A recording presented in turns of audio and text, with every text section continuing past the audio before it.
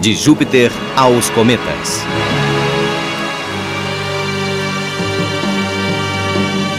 Júpiter. Júpiter é uma enorme bola de gás, maior do que todos os planetas do Sistema Solar juntos.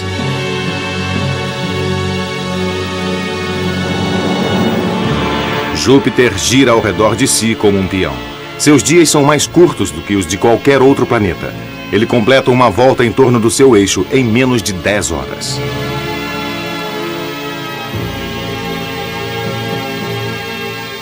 O Sol, brilhando fracamente através do anel de poeira cósmica que envolve Júpiter, não passa de um farol distante a 780 milhões de quilômetros.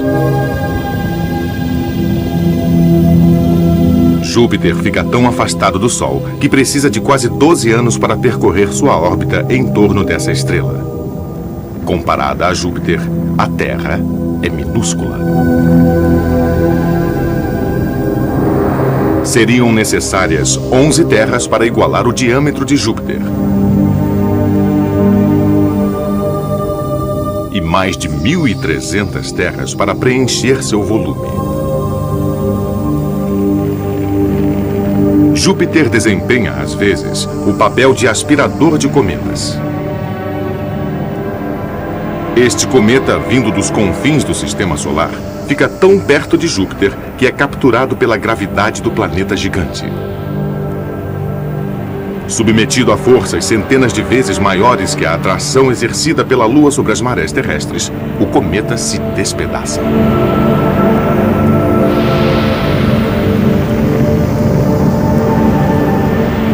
Estamos em julho de 1994. Mais de 20 fragmentos do cometa Shoemaker-Levy 9 chovem sobre Júpiter. –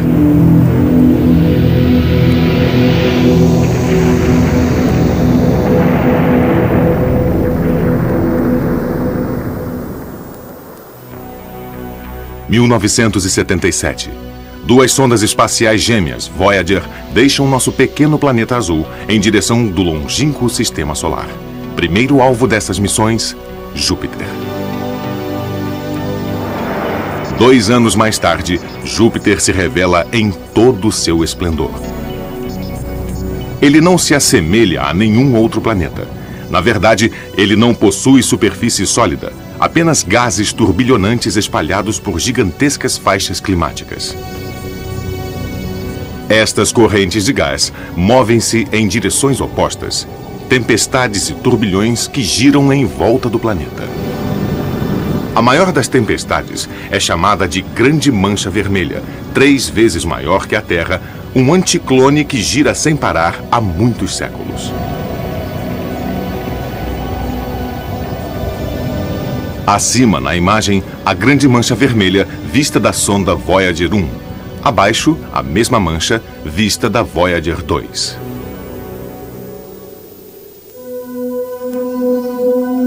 Dez anos mais tarde, da órbita da Terra, o ônibus espacial lança a sonda Galileu. Passando por Vênus e por 2 vezes ao largo da Terra, a sonda precisa de 6 longos anos para atingir Júpiter. E Galileu chega lá. Em 1995, uma sonda é liberada para uma verdadeira descida ao inferno.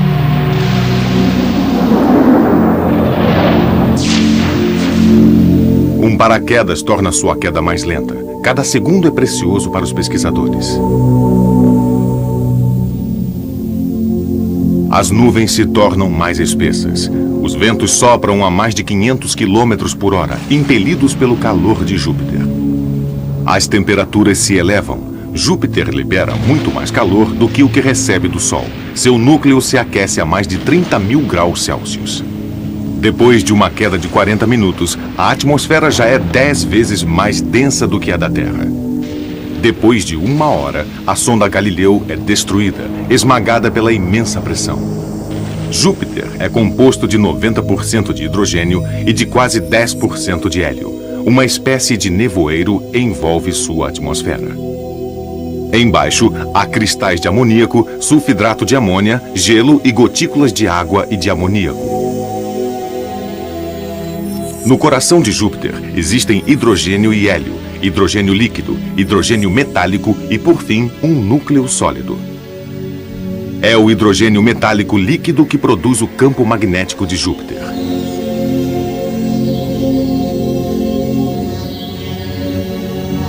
No interior desta zona, em forma de câmara de ar, partículas eletrizadas fervilham como um enxame de abelhas. Mas a magnetosfera de Júpiter se estende até muito mais longe. Ela é a maior entidade do Sistema Solar, depois do Sol. Quando o vento solar sopra na direção do planeta, formam-se auroras por sobre os polos. Esses halos são carregados de partículas que interagem com a camada superior da atmosfera.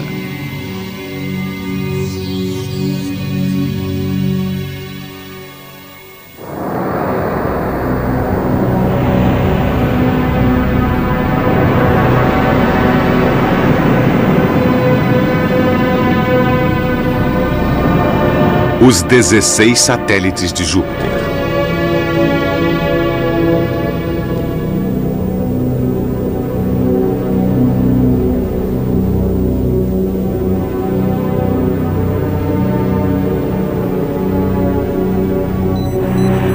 Depois de lançar sua sonda na atmosfera de Júpiter, a Galileu passa a se interessar agora por seus satélites. O primeiro deles, Io, sofre a atração de Júpiter e também de outro satélite próximo. Resultam, portanto, erupções vulcânicas, fotografadas pela primeira vez pela sonda Voyager. De todos os corpos do Sistema Solar, Io é o que tem a atividade vulcânica mais intensa.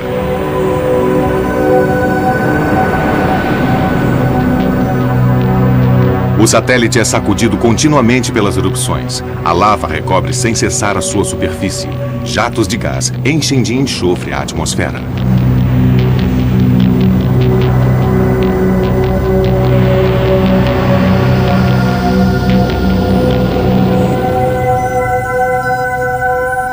Ao contrário de Io, este satélite, Ganimedes, é muito calmo.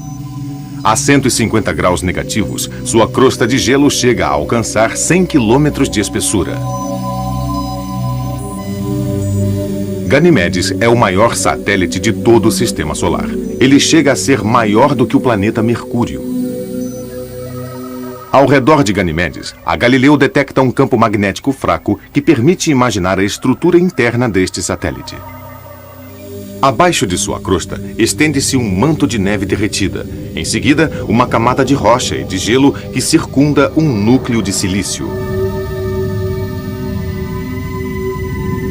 Calisto poderia ser um irmão gêmeo de Ganimedes se não fosse crivado de crateras. Elas são indício de incontáveis bombardeios. O maior local de impacto é uma enorme bacia em formato de anéis. Eis uma outra, fotografada pela Galileu.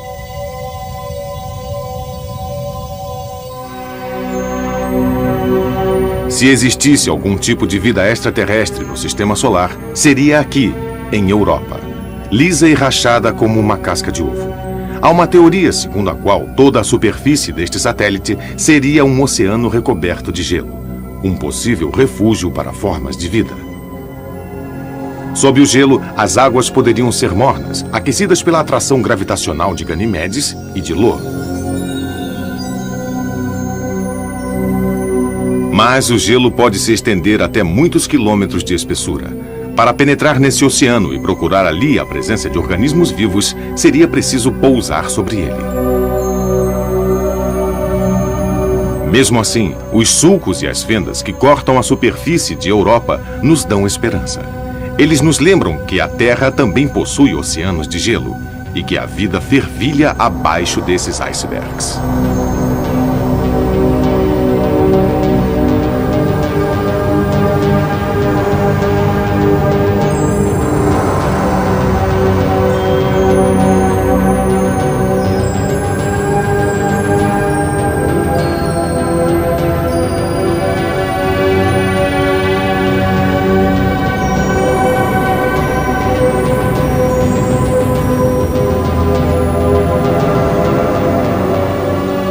Júpiter e seus 4 maiores satélites. Um sistema solar em miniatura.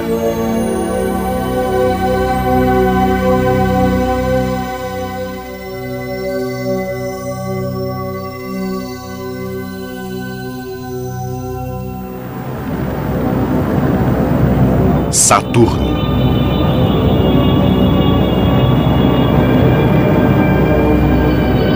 Decolagem da dispendiosa missão espacial Cassini. Estamos em 1997 e uma nave de mais de 5 toneladas se dirige para Saturno. Cassini atingirá este gigante distante apenas no ano de 2004. Esta missão custou $1 bilhão. Mas então, por que uma missão tão cara e tão demorada? Nossa Terra está a apenas 150 milhões de quilômetros do Sol. É preciso ultrapassar Marte, o último dos planetas rochosos, e depois transpor o imenso fosso que nos separa de Júpiter. Saturno fica ainda mais distante. Este magnífico planeta está a cerca de 10 vezes mais distante do Sol do que o nosso. Ele leva quase 30 anos para percorrer sua órbita ao redor do Sol e sua rotação diária dura 10 horas e 15 minutos. Saturno é o segundo maior planeta de nosso sistema solar, depois de Júpiter. Sua densidade é tão pequena que, se fosse arremessado num oceano suficientemente grande, ele flutuaria. E mesmo assim, o seu volume poderia conter 750 vezes o da Terra. Assim como Júpiter, Saturno é gasoso, composto de 94% de hidrogênio e de quase 6% de hélio. Ele apresenta também faixas climáticas, as quais são pouco visíveis devido ao nevoeiro que encobre todo o planeta. Mas elas podem ser detectadas, trocando-se o filtro da câmera. Então, descobrimos a presença de tempestades e ciclones. Os ventos são mais intensos do que os de Júpiter. Este tornado, por exemplo, sopra a mais de 1.500 km por hora. A atmosfera de Saturno se divide em 5 camadas. A mais alta delas é composta de névoa. Logo abaixo, cristais de gelo de amoníaco. Depois, sulfidrato de amônia. Em seguida, água congelada. E, por fim, gotas de água. Mais abaixo ainda encontramos hidrogênio e hélio. E depois, hidrogênio em estado líquido. Hidrogênio metálico. E um núcleo rochoso.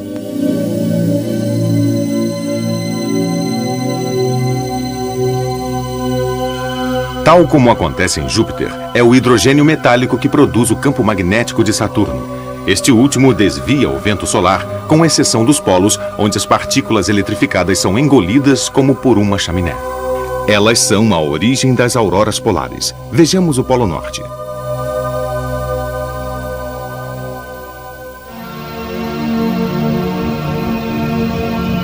De longe, os anéis de Saturno se assemelham a um véu finíssimo.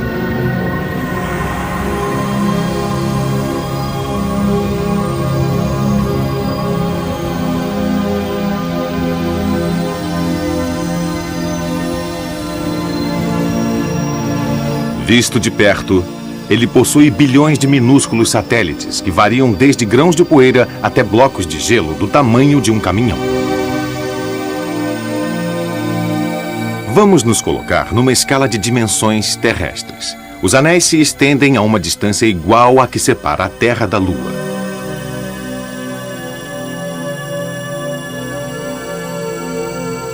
Ainda assim, eles não têm mais do que 1 quilômetro de espessura.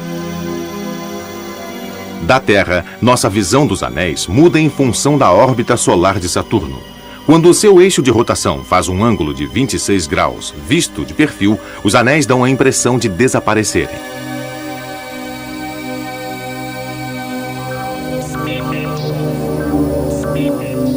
Tudo o que sabemos sobre os anéis de Saturno provém das sondas Voyager, que os sobrevoaram no início da década de 80. Elas nos mostraram 7 faixas principais, cada uma delas composta de centenas de anéis menores. Elas também registraram raios misteriosos.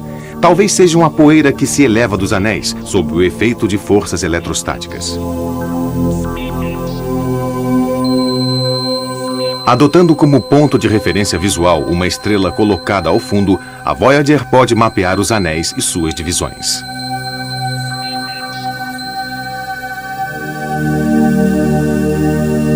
A maior delas é a divisão de Cassini, com mais de 4.000 quilômetros de largura.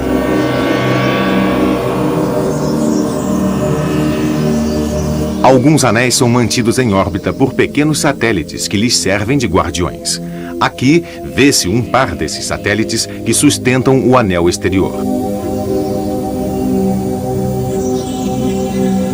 Este satélite, chamado de Pan, gravita bem no interior da divisão de Encke.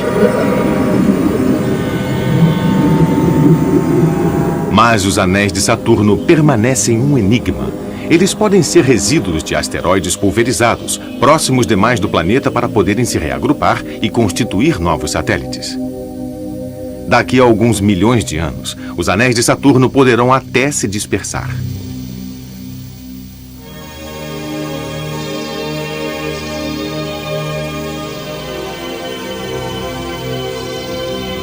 A Voyager nos mostra, de forma acelerada, os movimentos de Saturno e seus satélites. Até esta data, são conhecidos 18 deles. O minúsculo Mimas é o mais bizarro de todos. Feito de gelo e rocha, ele é, acima de tudo, uma gigantesca cratera. Se o projétil que o perfurou tivesse sido um pouco maior, Mimas teria se tornado um anel suplementar de Saturno. Aqui, vê-se Encélado, quase 2 vezes maior que Mimas, com seus 500 quilômetros de largura. Planícies de gelo, provavelmente formadas por afloramentos de água em estado líquido em sua superfície. Fontes de gelo podem também brotar, porque Encélado é comprimido pela força gravitacional de seus vizinhos. O próximo destino da Voyager, Tétis, com mais de 1.000 quilômetros de diâmetro e um enorme desfiladeiro que pode ser visto logo abaixo.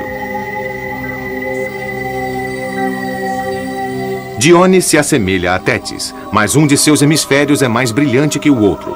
Uma superfície gelada, coberta de crateras e rachaduras. Uma imagem bem próxima de Rhea, um enorme satélite com 1.500 quilômetros de largura. Jápeto possui um hemisfério escuro como o carvão e outro branco como a neve. O minúsculo Hyperion tem um formato bastante acidentado. Este pequeno rochedo troca de órbita periodicamente com um satélite gêmeo.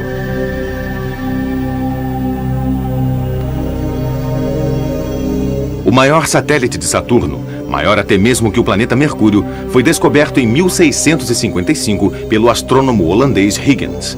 Chamado de Titã, ele se assemelha à nossa Terra primitiva, colocada num congelador. Titã é envolto em brumas, mas a Voyager conseguiu detectar a presença de moléculas orgânicas, compostos de carbono tais como aqueles que deram origem à vida sobre a Terra.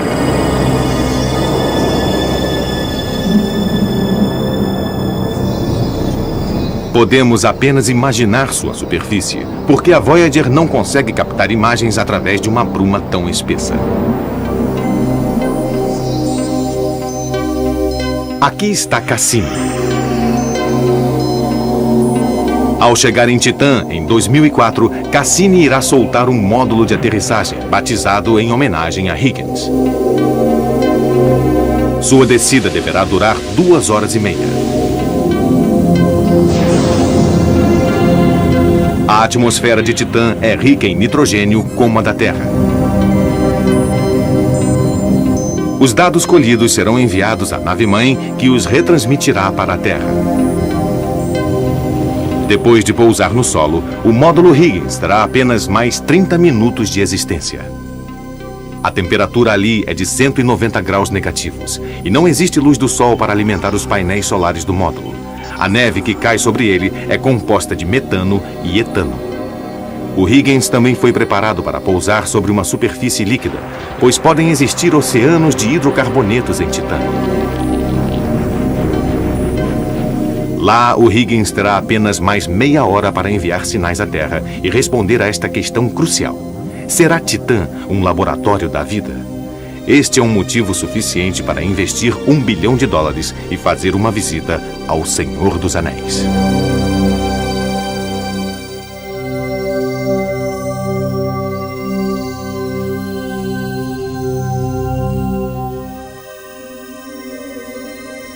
Urano e Netuno. Sétimo planeta a partir do Sol, Urano gravita nas zonas crepusculares do Sistema Solar com um eixo de rotação estranhamente inclinado.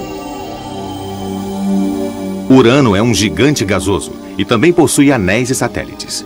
Este aqui chama-se Miranda e é o diamante bruto do Sistema Solar, um bloco de rochas congeladas coberto de falésias mais altas que o Everest.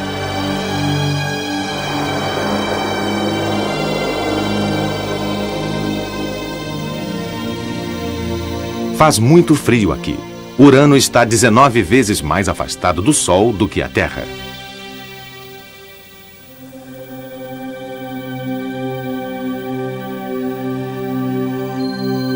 Em 1997, uma estrela que passa ao longe, por trás de Urano, começa a piscar.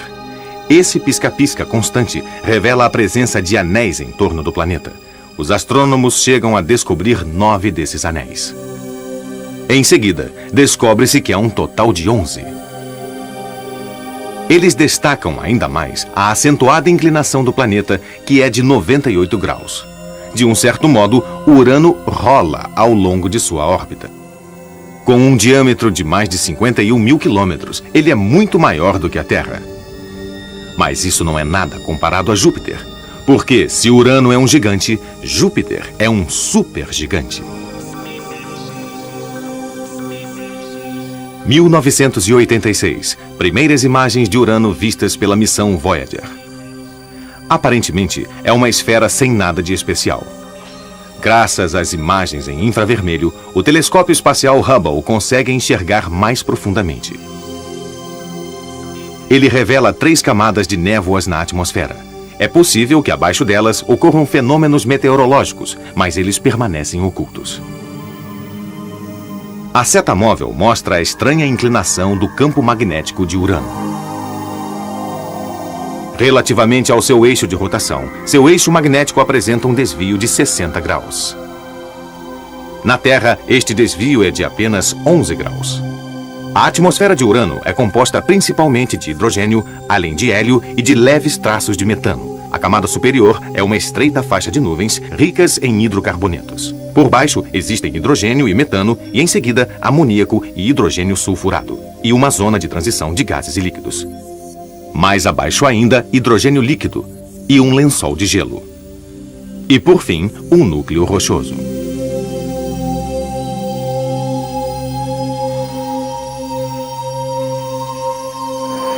Urano possui 17 satélites conhecidos.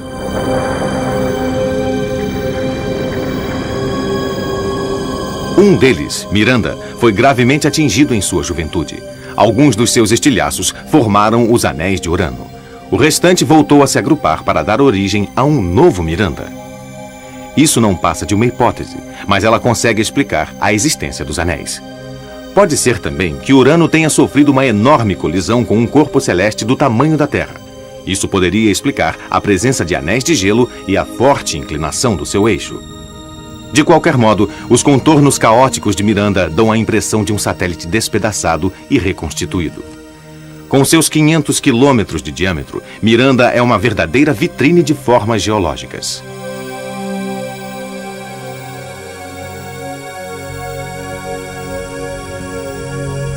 O mais espetacular, estas falésias de gelo com mais de 15 quilômetros de altura. Se uma pessoa caísse do alto de uma delas, levaria, graças à pouca gravidade, mais de 14 minutos e meio para atingir o solo. Este satélite, ao contrário, parece bastante monótono. É Ariel, 2 vezes maior que Miranda, com sua rede de desfiladeiros, rachaduras e cristais de gelo esbranquiçados. Umbriel é ainda maior. Apresenta uma superfície que mudou muito pouco, crivada de crateras. Titânia possui um desfiladeiro que pode muito bem ser comparado à Grande Fossa Africana. O satélite tem 1.600 quilômetros de largura e é o maior dos satélites de Urano. E aqui está Oberon, o mais afastado de todos. Em Urano, o dia dura quase 18 horas e o planeta leva 84 anos para percorrer sua órbita em torno do Sol.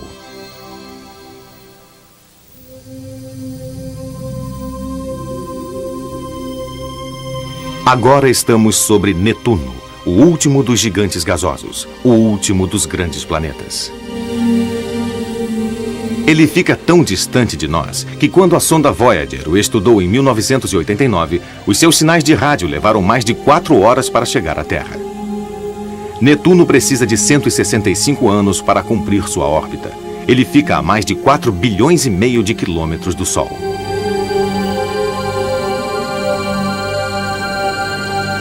Netuno foi descoberto em 1846. Os astrônomos da época haviam constatado uma diferença entre a posição real de Urano e aquela que eles tinham calculado. Durante a maior parte do tempo, Urano estava adiantado ou atrasado em relação a esses cálculos. Alguma coisa estava alterando sua órbita. Era certamente um planeta desconhecido. Sua atração fazia o Urano às vezes acelerar, outras vezes se retardar. Levando em conta estas perturbações, os astrônomos acabaram descobrindo Netuno. Netuno, à esquerda, é mais denso, mas ligeiramente menor que Urano. Seu tamanho equivale a mais de 4 vezes o da Terra, com um diâmetro de 50 mil quilômetros. Júpiter, por sua vez, equivale a 12 terras ou a 3 Netunos. Depois de examinar a superfície nevoada de Urano, a Voyager encontra agora todos os tipos de fenômenos meteorológicos em Netuno. Aqui, uma nuvem desliza como um relâmpago através das camadas superiores da atmosfera. Netuno é o planeta das ventanias. No Equador, sopram rajadas de vento a mais de 2.000 quilômetros por hora. As nuvens mais elevadas são frias, com cerca de 200 graus negativos. Mas o clima é regulado pelo calor interno de Netuno, um calor que não existe em Urano. A Voyager detecta uma tempestade do tamanho da Terra, a Grande Mancha Escura. Depois de alguns dias, a mancha muda de forma.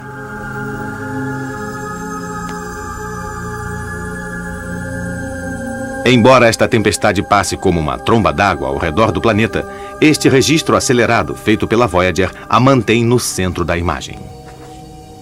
Ao sudeste, vemos uma outra tempestade, o Olho do Feiticeiro, maior que qualquer tufão terrestre.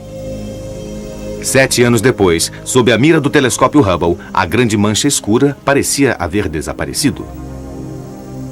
Netuno efetua uma volta completa sobre si mesmo a cada 16 horas. Sua atmosfera é composta de 85% de hidrogênio, 12% de hélio e o restante principalmente de metano. Há 4 camadas distintas. A mais afastada delas é um nevoeiro atmosférico com grande quantidade de hidrocarburetos. Mais abaixo encontram-se hidrogênio e metano. Depois, amoníaco e hidrogênio sulfuroso. E uma zona de transição composta de gases e líquidos. Descendo ao rumo do centro, hidrogênio líquido, um lençol de gelo e um núcleo rochoso. Netuno possui 2 anéis principais. O anel exterior tornou-se mais espesso nas partes onde a matéria se aglutinou. Eis um detalhe imaginário dessas partículas de poeira congelada.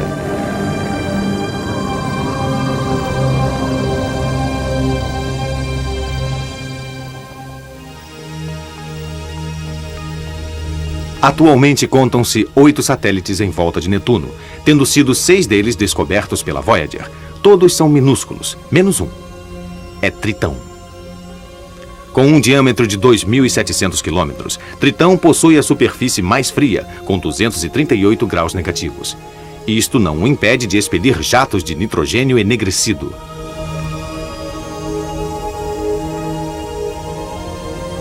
Estes geysers podem erguer-se a até 8 quilômetros de altura e seus feixes são espalhados pelo vento na atmosfera rarefeita.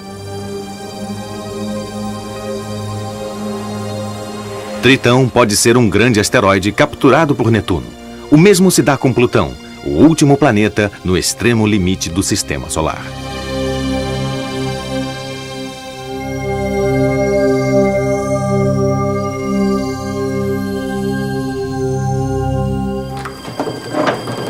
O Reino dos Cometas. Estamos no Observatório de Lowell, no Arizona, Estados Unidos. Em 1900...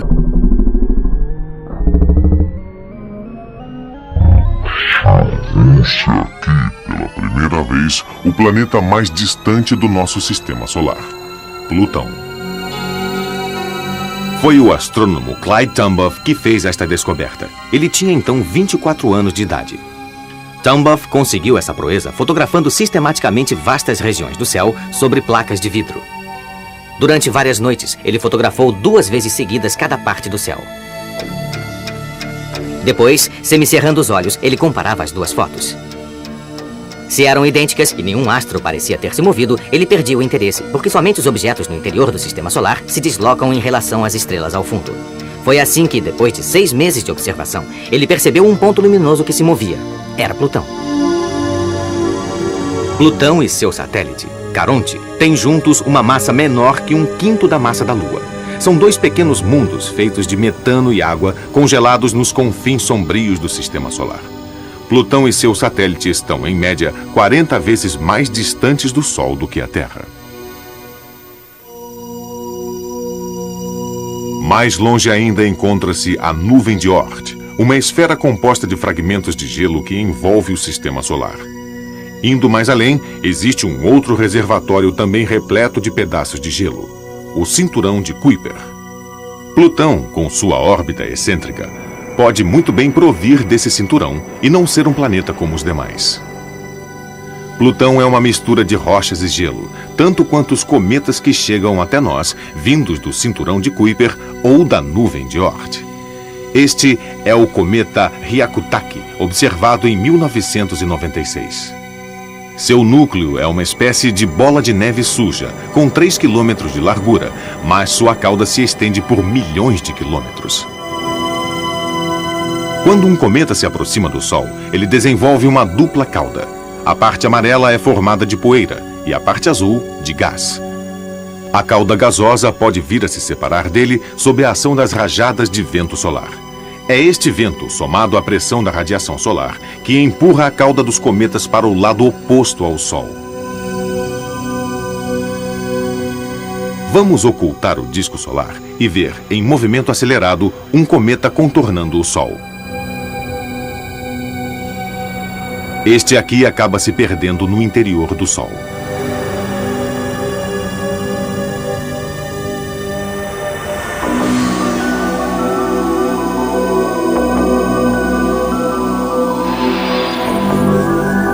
Os cometas são os astros errantes do Sistema Solar. Alguns deles se deslocam, descrevendo perigosas órbitas elípticas e passando diante dos planetas.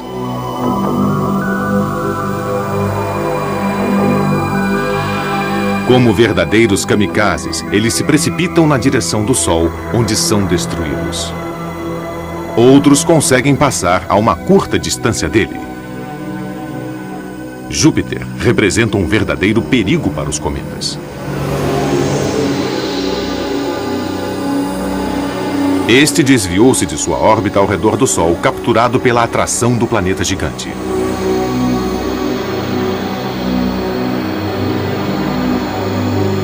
O cometa, uma frágil mistura de gelo e poeira, chega a menos de 50 mil quilômetros de Júpiter e paga um preço caro por isto.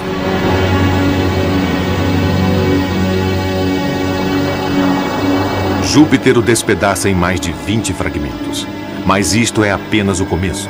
O cometa, denominado Shoemaker-Levy 9, vai se tornar o maior espetáculo celeste deste século. Ao cair sobre Júpiter, ele bombardeia por todos os lados a espessa atmosfera do planeta gasoso. Isso ocorreu em julho de 1994.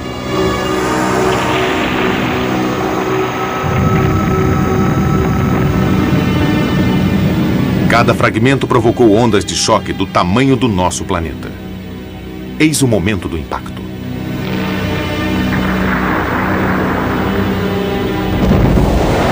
Abaixo à esquerda, um feixe se eleva a mais de 1000 quilômetros de altura.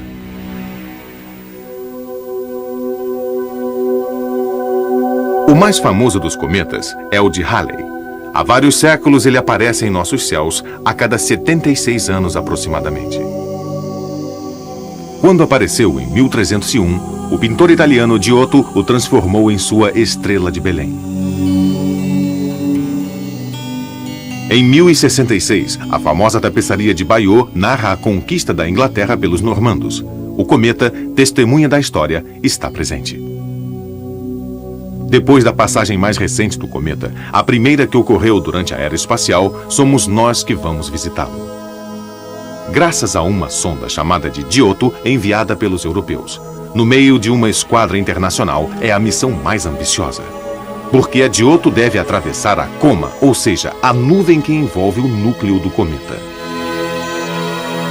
Estamos em 1986. Eis as imagens. Um núcleo que tem a forma de um amendoim, medindo 16 km por 9. Vaporizados pelo calor do Sol, o gás e a poeira desprendem-se da superfície. A luz ofuscante dificulta a observação, mas o pouco que podemos avistar da superfície do núcleo do Halley está recoberto de carbono negro. A coma, aumentada por jatos de gás, produz uma cabeleira com 1 milhão de quilômetros de extensão, bem maior que o Sol.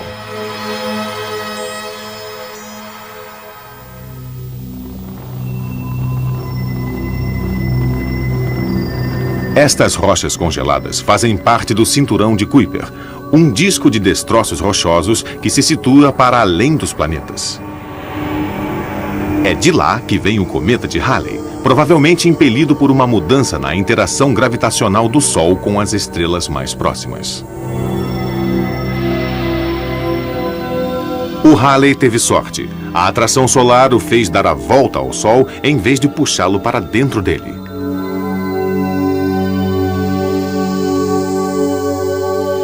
Mas o Halley agora é prisioneiro de uma órbita que o leva além de Netuno, para retornar até o Sol, depois partir novamente para Netuno e assim por diante. O Halley percorre sua órbita em 76 anos. Os cometas que têm períodos mais longos chegam de muito mais longe, como o de Hale-Bopp, o cometa mais espetacular avistado neste final de século. 1997 foi o ano do Hale-Bopp.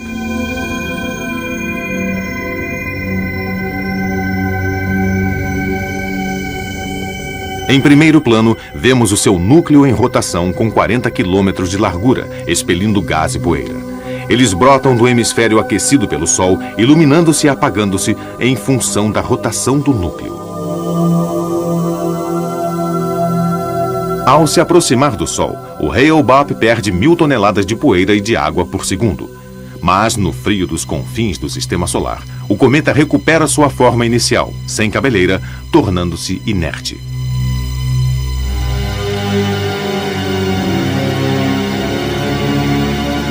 Ao longo da história, os homens sempre viram os cometas com uma cabeleira e sempre os associaram à morte e à destruição. Temer os cometas não é totalmente absurdo. Hoje eles são estudados com muita atenção pelos cientistas. Se o Hale-Bopp tivesse se chocado com a Terra, estaríamos todos mortos. Mas essa é uma outra história. A sonda espacial Stardust parte ao encontro do cometa Wild 2. Seus instrumentos, como um papel de matar moscas, vão recolher fragmentos, enquanto o Stardust atravessa a cabeleira do cometa.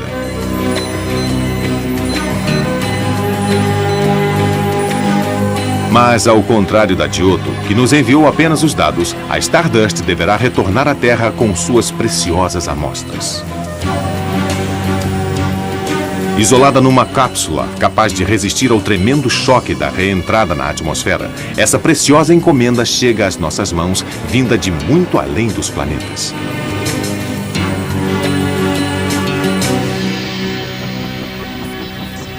Quando forem recuperadas após a aterrissagem da Stardust nas vastidões polares, as amostras do Wild 2 serão únicas. será a primeira vez que os cientistas poderão examinar partículas que permanecem intactas desde a formação do Sistema Solar. A nuvem de Oort se situa a 1/3 da distância que nos separa da estrela mais próxima. É ela que nos envia esses mensageiros do passado, os cometas.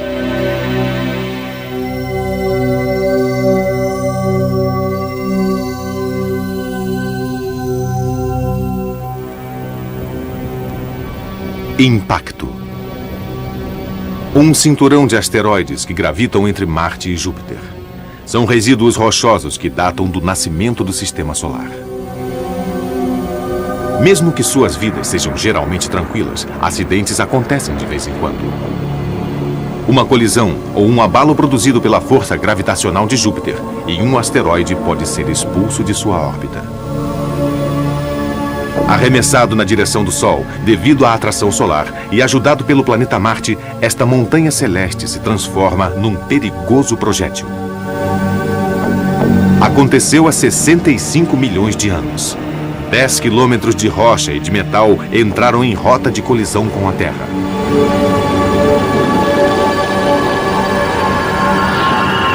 Para os dinossauros, foi o dia do juízo final. A Terra ficou envolta num inverno cósmico.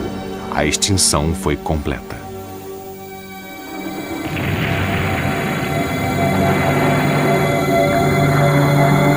Há 4,5 bilhões de anos, um impacto bem mais importante deu origem à nossa Lua. A Terra colidiu com um asteroide do tamanho de Marte. Fragmentos foram arremessados para o espaço. Outros voltaram a cair sobre a Terra. Outros ainda se agruparam para formar a Lua.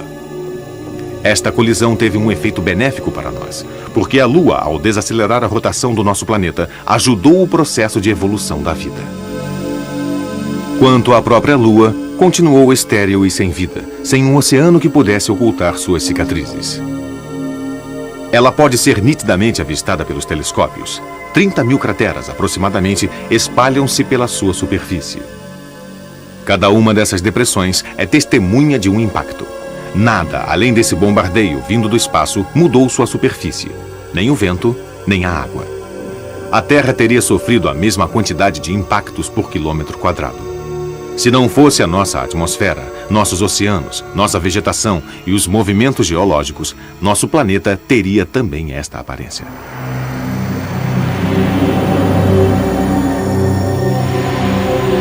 Ainda hoje, os planetas sofrem esse tipo de bombardeio, como ocorreu com Júpiter em 1994.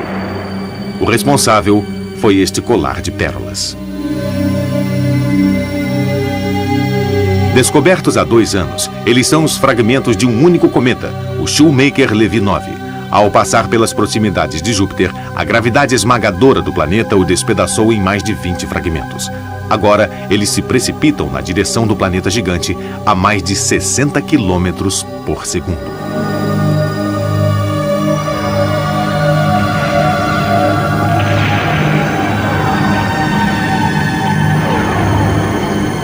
Se Júpiter não exercesse tamanha atração, muitos cometas acabariam chegando até a Terra.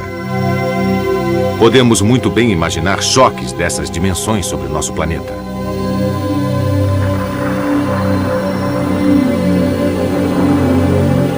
O feixe erguido por um impacto, mais impressionante do que uma aurora.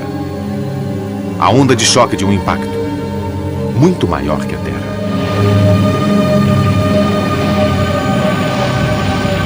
Imaginemos as consequências de um rochedo como este colidindo com o nosso planeta.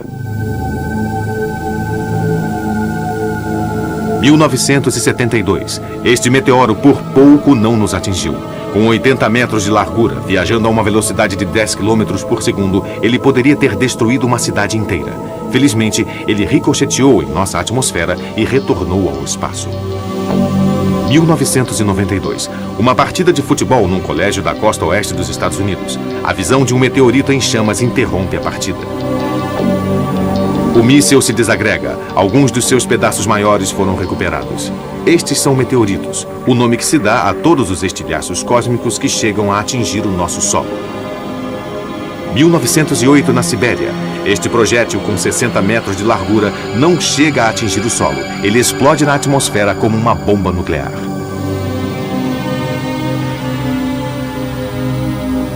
Mais de 2.000 quilômetros quadrados de florestas desertas são arrasadas. Se isso tivesse acontecido sobre Paris, milhões de pessoas teriam morrido.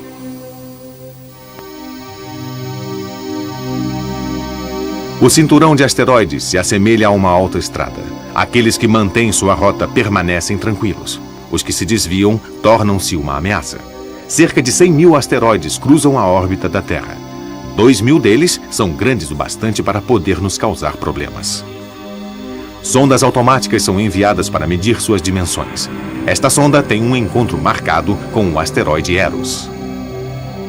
Em sua órbita atual, Eros é inofensivo, mas daqui a 100.000 anos ele poderá vir a se chocar com a Terra, e é por isso que precisamos estudá-lo. Eros tem 40 quilômetros de largura. Ele é 4 vezes maior do que o projétil que causou a extinção dos dinossauros. Se ainda estivermos na Terra e não pudermos evitar o choque, nenhuma forma de vida sobre a Terra conseguirá se salvar.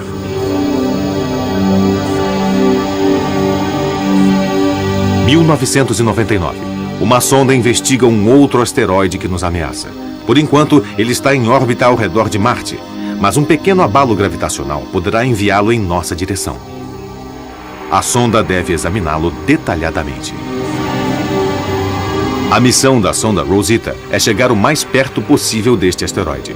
Lançada em 2003, ela deverá sobrevoar 2 asteroides e evoluir em torno do cometa Wirtanen, enquanto um módulo de aterrissagem estuda o seu núcleo. Os cometas com trajetórias muito alongadas e os asteroides que cruzam nossa órbita passam sem parar pelo nosso planeta. Para cada um que registramos, ficam 20 outros ainda por descobrir e alguns podem ameaçar a Terra com destruição total. Mas ao contrário dos dinossauros, somos capazes de reagir. Podemos construir um espelho parabólico e enviá-lo ao espaço. Uma vez lá em cima, ele poderá canalizar a luz do Sol e refleti-la sobre os mísseis que ameaçam a Terra, desintegrando-os.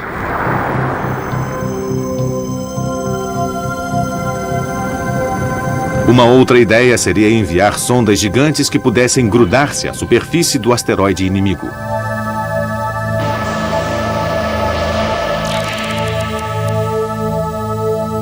Essas sondas desdobrariam painéis gigantescos para recolher o vento solar e arrastar o asteroide intruso para outros horizontes. O que acham deste sistema?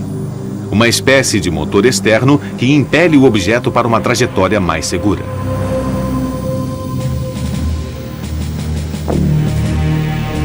Mas suponhamos por um instante que o perigo seja anunciado tarde demais. Em algumas semanas, um asteroide deverá se chocar com a Terra. Devemos optar pela solução nuclear?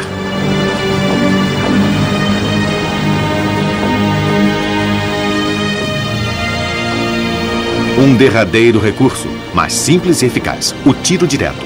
Mas quem pode garantir que a Terra estará salva?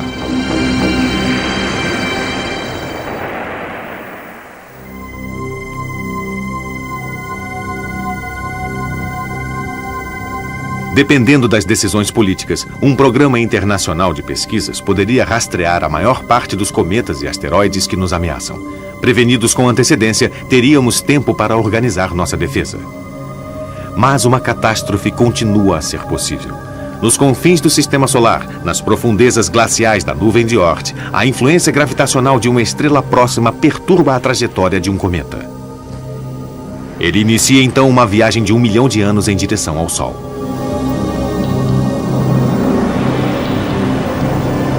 Como 90% dos nossos céus não são vigiados, um cometa pode chegar inesperadamente.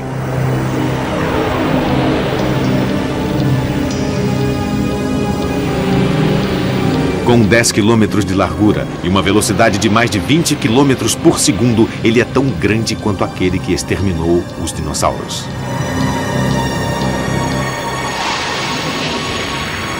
Armageddon.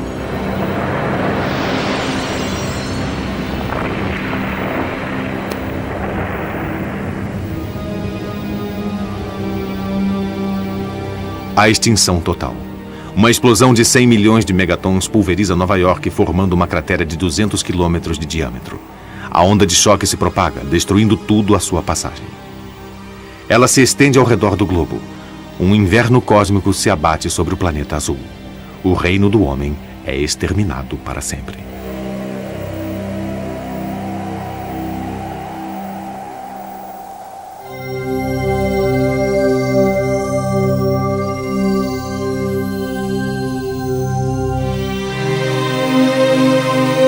O olho do Hubble.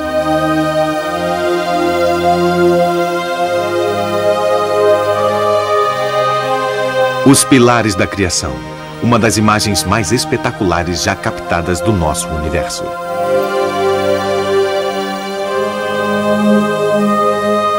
Eles fazem parte da nebulosa da Águia, onde nascem as estrelas. Uma estrela moribunda na nebulosa Olho do Gato. Uma outra na nebulosa da Ampulheta.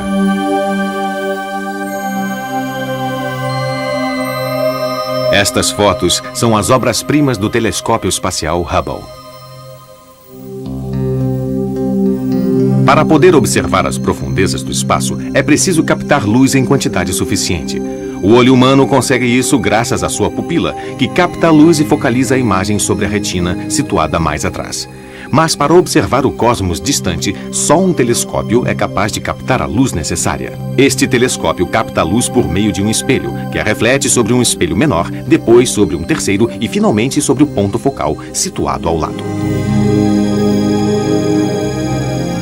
Mas as nuvens e a poeira da atmosfera terrestre embaçam a visão de nossos telescópios, mesmo os mais potentes. A mais de 4.000 metros de altitude, no Havaí, o telescópio Keck está situado na camada média de nossa atmosfera respirável. Mas as turbulências do ar distorcem as imagens, que são percebidas como através da água. Nas Ilhas Canárias, o telescópio Herschel fica situado bem acima das nuvens. O mesmo acontece com o VLT, que fica ao norte dos Andes chilenos. As iniciais VLT significam telescópio muito grande em inglês.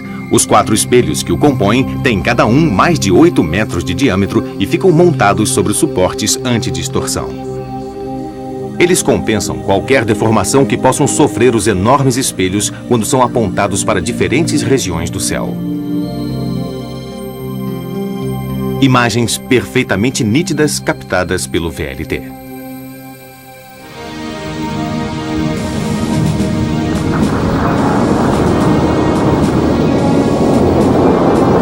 Mas para uma qualidade de observação ainda melhor, nada se compara à clareza do espaço sideral. 1990, o ônibus espacial americano lança o telescópio espacial Hubble. O telescópio é colocado no espaço pelo braço robotizado do ônibus e os astronautas o lançam cuidadosamente numa órbita em volta da Terra. Um olho de 2 bilhões de dólares flutuando 600 quilômetros acima do nosso planeta.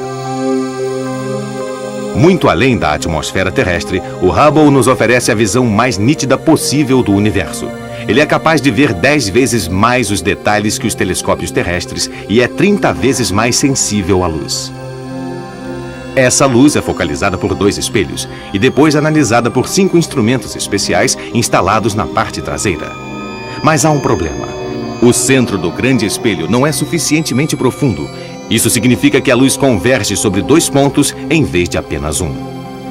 As imagens do Hubble permanecem embaçadas, mesmo que as correções feitas por computador as tornem bem mais nítidas. Desta imagem, se consegue esta.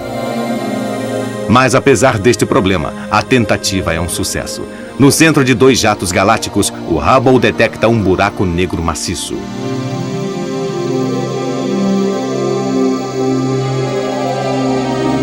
A galáxia de Andrômeda. Temos provas de que ela já absorveu uma outra galáxia, porque o Hubble descobriu que ela guarda em si 2 núcleos. Na galáxia do Redemoinho, ele descobre um buraco negro em potencial. E aqui, os restos de uma supernova.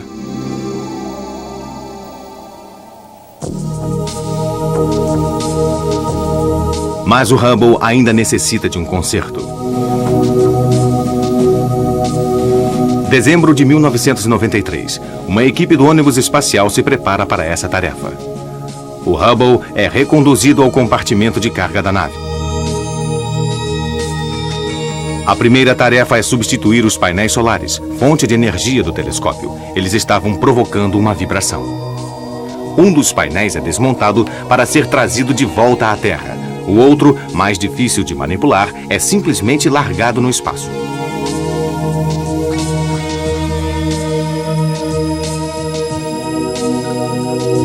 O Hubble foi projetado para ser consertado em pleno espaço, mas agora trata-se de uma verdadeira reconstrução.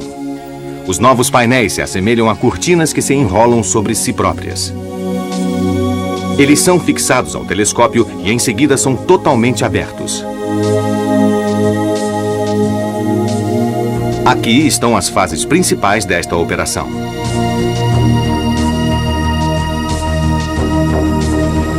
Montado sobre o braço robô, o operário cósmico abre as portas da cabine principal. O Hubble tem o tamanho aproximado de um ônibus escolar. Os instrumentos são do tamanho de uma cabine telefônica. Aqui é impossível perder as ferramentas. Um kit completo está montado no braço da vestimenta espacial. O objetivo do conserto é instalar peças óticas que corrijam a deformação do espelho principal. O instrumento menos útil do Hubble, um aparelho que mede a luz, é levado e trocado por um módulo corretor. Em seguida, é preciso substituir uma câmera que equivale a metade da capacidade tecnológica de todo o telescópio. Durante metade desse tempo, os astronautas trabalham à luz de projetores, porque o telescópio faz a volta à Terra em 95 minutos e passa rapidamente do dia para a noite. A nova câmera possui seus próprios corretores de imagem, além de detetores muito mais sofisticados. Graças aos astronautas, a missão é um sucesso total. Foi corrigido um erro equivalente à 50ª parte da espessura de um cabelo humano. Agora, a acuidade visual do Hubble é de 10×10.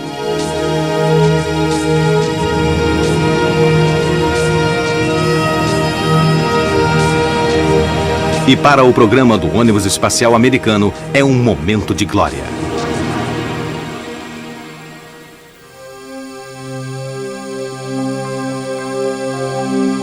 Equipado com suas novas lentes, o Hubble agora corresponde a todas as expectativas.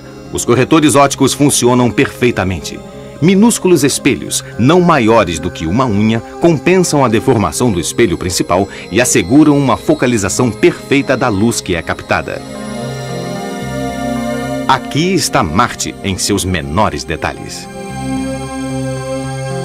Mesmo o distante Netuno mostra as suas estruturas bem visíveis. Mas o Hubble é ainda mais útil quando investiga as profundezas do espaço. Aqui, um mosaico de imagens em forma de L reconstitui a nebulosa de Órion, revelando o nascimento de inúmeras estrelas.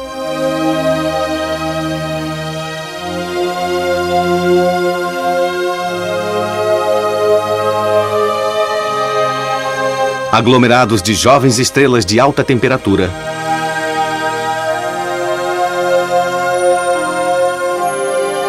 E os vestígios de uma supernova.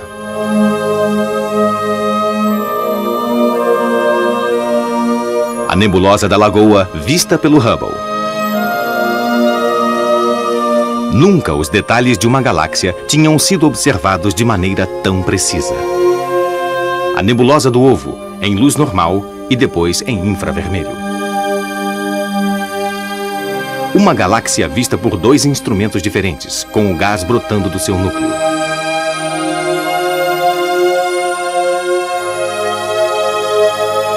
Vejamos o poder de ampliação do Hubble enquanto ele examina um pequeno trecho do céu livre de estrelas ou galáxias muito próximas.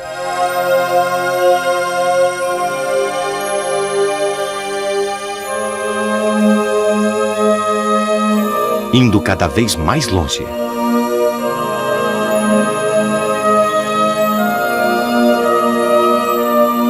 E finalmente descobrimos algumas das galáxias mais remotas já observadas, que emitem uma luz 4 bilhões de vezes mais fraca do que o menor limite da percepção visual humana. O Hubble nos mostra o universo como ele jamais tinha sido contemplado.